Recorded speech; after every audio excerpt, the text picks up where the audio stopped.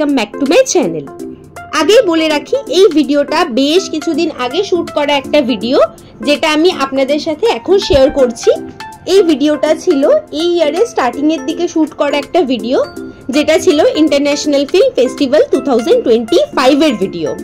রবীন্দ্র সদনে প্রতি বছরই ইন্টারন্যাশনাল ফিল্ম ফেস্টিভ্যাল অর্গানাইজ করা হয়। এটা ছিল 2025-এর ফিল্ম ফেস্টিভ্যালের ভিডিও। 2024-এর ভিডিওটাও অলরেডি আমি আমার চ্যানেলে শেয়ার করেছি, আপনারা চাইলে চেক আউট করে আসতে পারেন।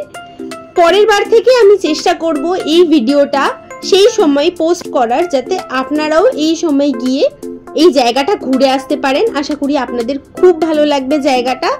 তো চলুন এবার আসি এখানের থিমের ব্যাপারে, কি থিম এবারে করেছিল আর কি কি সেখানে হচ্ছিল। তো যদি থিমের ব্যাপারে কথা বলতে যাই, তাহলে এবারে বলা চলে যে স্পেসিফিক্যালি কোনো থিম এখানে করেনি। এখানে মিক্স অ্যান্ড ম্যাচ করে 3-4টে থিম করা হয়েছিল। যেমন গেটের শুরুতেই আপনারা দেখলেন একটা বড় আলাদিনের চিরাগ করা হয়েছিল, যেটা রাব করলেই জিনি বের হয়। তো ওইটার পাশে একটা জিনির একটা 3D অ্যানিমেশনের মতনও ক্রিয়েট করা হয়েছিল, যেখান থেকে জিনির একটা ভিউ দেওয়া হয়েছিল। সেটা ছেড়ে আপনারা একটু ভিতরে ঢুকলেই এরকম একটা হ্যারি পটারের থিম ক্রিয়েট করা হয়েছিল, যেখানে হ্যারি পটারের ল্যান্ড তৈরি করা হয়েছিল। এখানে হ্যারি পটারের প্রত্যেকটা ক্যারেক্টারকে দেখানো হয়েছিল। আশা করি আপনারা ভিডিওর মাধ্যমে দেখে বুঝতেই পারছেন। চারদিকটা বেশ সুন্দর করে সাজানো হয়েছিল, লাইটিং এফেক্টস দারুণ দিয়েছিল। আর ঠিক এর পাশেও আরো একটা থিম করা হয়েছিল, যেটা এরকম একটা কার্টুন থিম ছিল। এইটা কোন কার্টুনের থিম আমার ঠিক জানা নেই, যদি আপনারা কেউ জেনে থাকেন আমাকে অবশ্যই একবার কমেন্ট করে জানাবেন এটা কিসের থিম তৈরি হয়েছিল। এটাও বেশ ভালো লাগছিল। এছাড়াও আরো একটা থিম এখানে হয়েছে, সেটা আমি ভিডিও শেষে আপনাদের সাথে শেয়ার করছি, কারণ সেটা একটু পিছন দিকে আছে।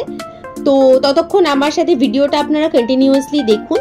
আমি ভিডিওতে আস্তে আস্তে সব কটাই জিনিস শেয়ার করব, আর এখানে কি কি হয়েছিল, কি কি ভাবে কি কি অর্গানাইজ করা হয়েছিল, সেগুলো আপনাদের সাথে শেয়ার করে নেব।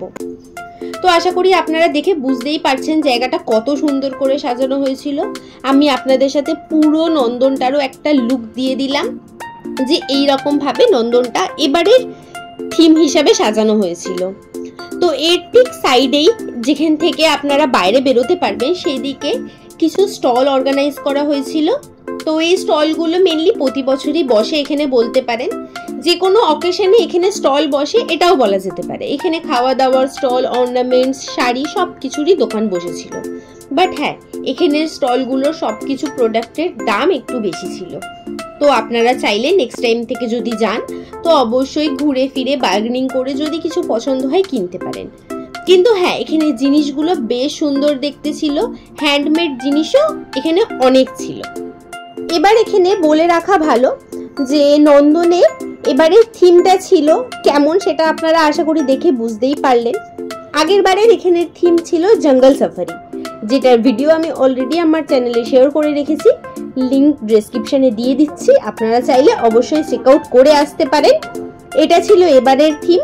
আর আগের বারের থিমটা ছিল জঙ্গল সাফারির, যেখানে আপনারা টিকিট কেটে কোনো শো দেখতে হচ্ছিল না আগের বারে, বাট এবারে আপনাদের শো দেখার জন্য টিকিট কাটতে হচ্ছিল। কিন্তু হ্যাঁ, টিকিট কাটার জন্য কোনো এক্সট্রা টাকা লাগছিল না, কিন্তু লাইনে দাঁড়িয়ে লাইন ঠেলে তারপরে টিকিট আপনারা পাচ্ছিলেন। প্রথমে ওখানের বাচ্চাদেরকে টিকিট দেওয়া হচ্ছিল, তারপর যদি টিকিট অ্যাভেলেবেল থাকে বা সিট অ্যাভেলেবেল থাকে, তো তারপর বড়দের দেওয়া হচ্ছিল। রবীন্দ্র সদনে বেশ কয়েকটা স্টেডিয়াম আছে, নন্দন 1, নন্দন 2, নন্দন 3, নন্দন 4, এরকম অনেকগুলো আছে। আপনারা যারা নন্দনে যান বা গেছেন তারা অবশ্যই জানবেন। তো প্রত্যেকটা হলে আলাদা আলাদা শো চলছিল। আমরা শেষ দিনে গেছিলাম বলে আমরা আরো দেখতে পেয়েছিলাম, প্রত্যেকটা হলে আলাদা আলাদা শো চলছিল। বাট হ্যাঁ, প্রত্যেকটা হলে আলাদা আলাদা ল্যাঙ্গুয়েজে শো চলছিল। তো একটু সেটা নিয়ে সমস্যা হতে পারে, আমরাও ফেস করেছিলাম। বাট আগের বারে আমাদের এক্সপিরিয়েন্স ভালো ছিল। আগের বারে আমরা একটা ইংলিশ শো দেখেছিলাম, বাট এবারে সবকটাই আলাদা আলাদা চলছিল, মানে জাপানিজ, চাইনিজ এরকম ল্যাঙ্গুয়েজে কিছু শো চলছিল, যেগুলো কিছুই আমরা খুব একটা বুঝতে পারছিলাম না। তো বেরিয়ে গিয়ে আশেপাশটাই ঘুরে দেখছিলাম। আপনারা চাইলে নেক্সট টাইম থেকে এসে অবশ্যই অ্যাটেম্প্ট করতে পারেন, আশা করি আপনাদের ভালো লাগবে। বাড়িতে বাচ্চা কাচ্চা থাকলে তাদেরকে নিয়ে আসবেন, তারা বেশি অ্যাট্রাক্ট হবে এইসব জিনিসগুলো। তো আমরা এই জায়গাটা প্রপারলি ভালো করে ঘুরি। A few moments later. ঘোরার পরে আমি আপনাদের সাথে শেয়ারই করলাম যে আমরা টিকিট কেটে শো দেখেছিলাম, তো ওটা ছিল শো এর টিকিট। আমরা দুজনের টিকিট কেটেছিলাম, কেটে আমরা শো দেখেছিলাম, যেই শোটা চলছিল নন্দন ওয়ানে। তো চলুন এবার আপনাদের সাথে নন্দন ওয়ানে যাই, গিয়ে কি শো চলছে সেটা দেখে আসি। আর যেতে যেতে আপনাদের সাথে আরো একবার নন্দনের হলের সামনের যেই থিমটা করা হয়েছিল, মেন যেই থিমটা ছিল, সেটাও আপনাদের সাথে শেয়ার করে নিলাম। হ্যারি পটার ল্যান্ডের এই থিমটা ছিল।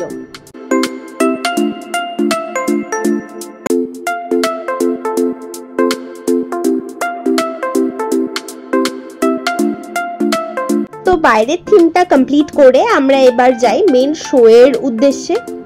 সিনেমা হলে ঢোকার জন্য আমরা যাই। তো এখানে সিনেমা হলে যে শোগুলো চলছিল সেগুলো তো আপনাদেরকে বললামই, কোনো আমাদের ন্যাশনাল ল্যাঙ্গুয়েজ বলুন বা ইংলিশে বলুন বা বেঙ্গলিতে বলুন হচ্ছিল না, অন্য কোনো ল্যাঙ্গুয়েজে হয়েছিল, যেগুলো বুঝতে খুবই সমস্যা হচ্ছিল। তো কোনো বাচ্চাই সেখানে মন দিয়ে বসে বসে শো দেখছিল না, সবাই একটুখানি করে দেখছিল আর দেখে উঠে চলে যাচ্ছিল। আমরাও যাই শোটা দেখতে। তো চলুন সেটা আপনাদের সাথে কিছুটা আমি শেয়ার করছি, আপনারাও দেখুন।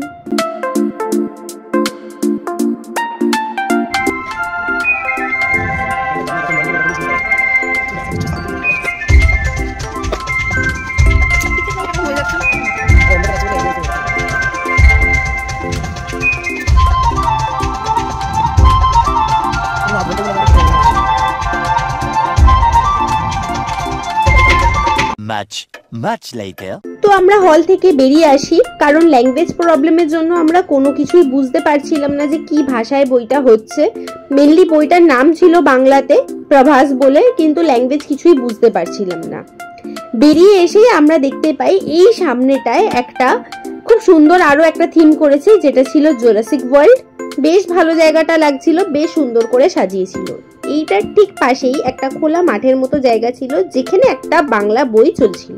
বইটা ছিল সোনার কেল্লা। হলে যত না লোক ছিল তার থেকে বেশি লোক এইখানে দাঁড়িয়ে দাঁড়িয়ে এই বইটা এনজয় করছিল।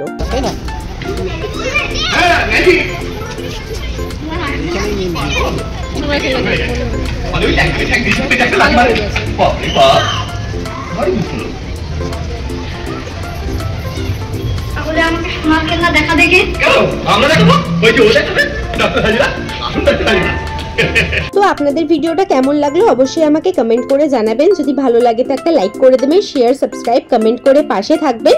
দেখা হচ্ছে নেক্সট ভিডিওতে। টাটা।